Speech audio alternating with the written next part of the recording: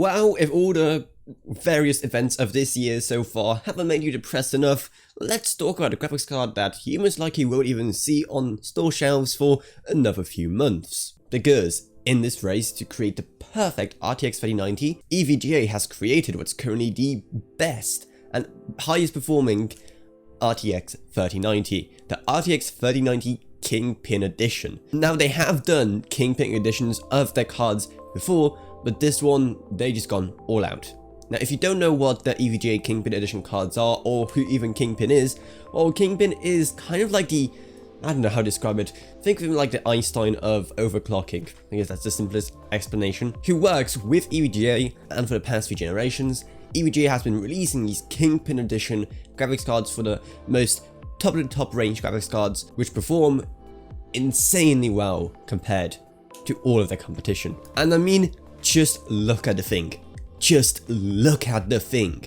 You know how most Ayo graphics cards, you just have a double fan setup with just, you know, a normal 240mm radiator setup, which is just completely normal. Well, no, here you have a triple fan 360mm setup and another fan on the card itself for good measure. Now, yes, RTX 3090s are kind of difficult to cool, but compared to what normal RTX 3090s have, why on earth does this one have so much cooling?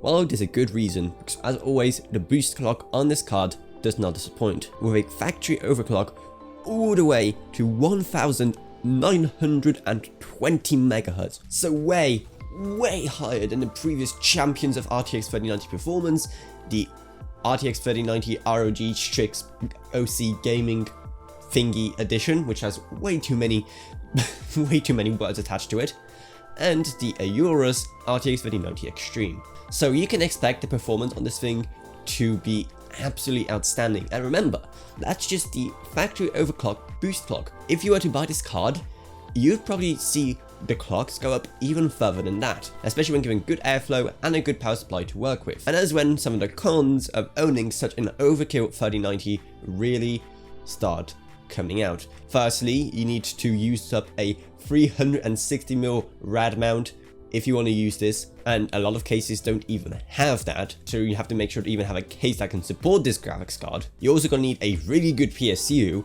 like RTX 3090s already require like what, a 750 to 850 watt power supply, but with this graphics card, you pretty much cannot cheap out when it comes to the PSU, unless you want your system to become unstable. And another place where it actually falls behind a lot of its competition is when it comes to the I/O.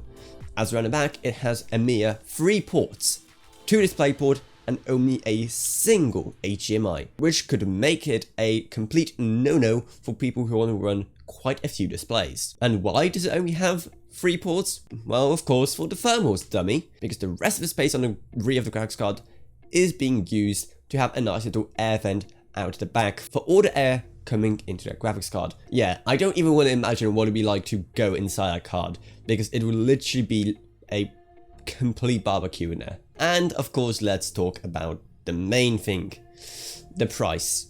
You know how I said in my previous videos talking about like RTX 3000 cards, and if you haven't seen them, I recommend you check out, they're amazing. And in this video I said that, well, seeing how we have all these shortages, it's a great opportunity to save up a bit extra. It's a perfect opportunity to save up a bit more and buy a even better graphics card than what you originally intended. Say at the start you wanted to buy an RTX 3070, but by the time that 3070 restocks actually happen, you may have enough money for a 3080. So you could buy that instead and have an even better experience. Well, I don't think that top tip works in this scenario. Because get this card cost $2,000. Yes, you heard me right, you're not going deaf, don't worry. Well, unless you misheard me. But in that case, I'm going to repeat it again. $2,000. $2,000. $600 more than the MSRP for Founders Edition 3090. Probably makes it completely unobtainable for most people if the fact that stock is probably going to be also super limited, which is going to make it just double unobtainable. Can you just, and you think normal scalper prices are bad? Imagine what it's going to be like for these cards, huh? And also, by the way, wouldn't it be such a Chad move if they made it $80 less expensive and had it cost $1,920, which is the same as the boost clock.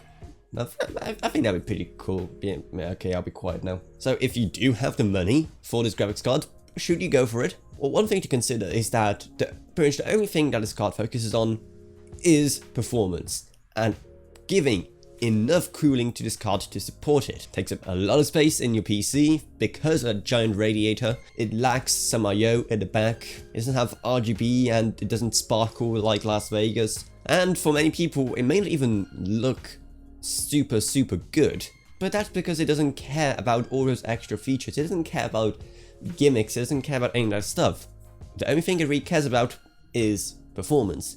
Well, actually, there is one gimmick on it, and that is a little OLED screen on the card, which you can use to monitor stuff or whatever, which is, you know, kind of cool, actually. Aurora did a similar thing with their RTX 3090 Extreme. Honestly, it's just a nice little touch.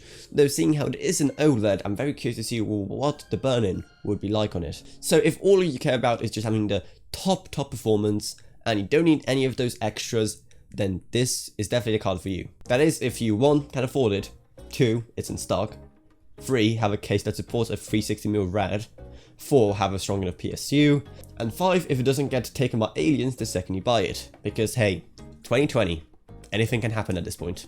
But you know what could make 2020 so much better?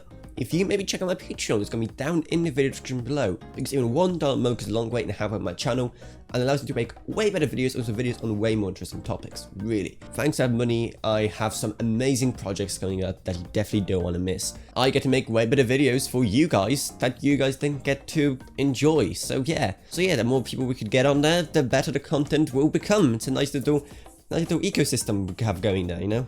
And also, I'd love to thank my patrons Gavin Burns and LKB. Thank you ever so much. Down is also our Amazon Associates links. If you like anything from them, we get some of the money. You do pay anything extra, it's a win-win. I'll probably link it to some nice power supplies that will actually keep up with such a graphics card. If you're planning on buying a new PSU for an RTX 3090, then definitely check out our links. If you're planning on buying anything, just check it out. And also down there is our Discord. If you want to talk to me, or about this or whatever else really, check it out. It's awesome.